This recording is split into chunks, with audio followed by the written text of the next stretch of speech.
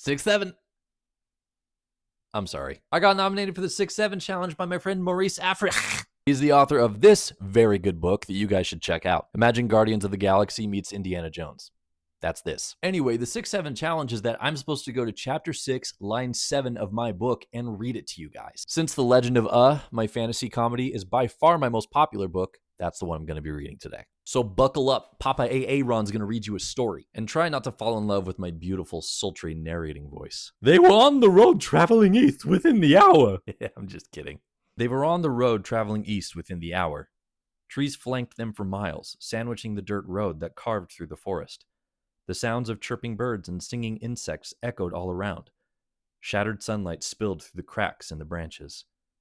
As they went, they stepped over dried pine needles that made a thin cushion along the road. They also kept their eyes peeled for unsavory characters. Riley gathered edible mushrooms off the road, but always checked nearby bushes for bandits first. DJ walked with his hands on his sword, peering nervously and praying that no one would leap out. Francis read Light of the Star Path and looked up every few steps. Steve hummed a tone-deaf jingle to himself, blissfully unworried. Riley perked up when she noticed something. Guys, look! Against a tree, a small hunting bow and quiver leaned, completely abandoned. Hold these, Riley said as she shoved an armful of mushrooms into DJ. Riley, hold on, DJ protested. Maybe the owner will be back soon. Don't get too excited. I agree with young knight, Miss Riley, Francis said. Stealing is a crime against the goddess, Steve yipped. Come on, guys, I'm not going to steal it, Riley said, approaching the weapon. I just want to look for a sec.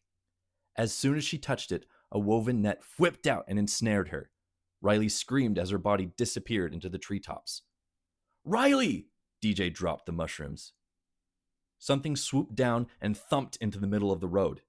It was a gnome, riding atop a dire cat like a man rides a horse.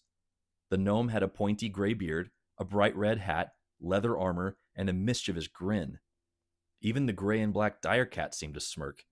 The gnome carried net full of squirming Riley over his back. Oh-ho! The gnome gloated. I sure bow how to make a good trap, don't I, Mittens?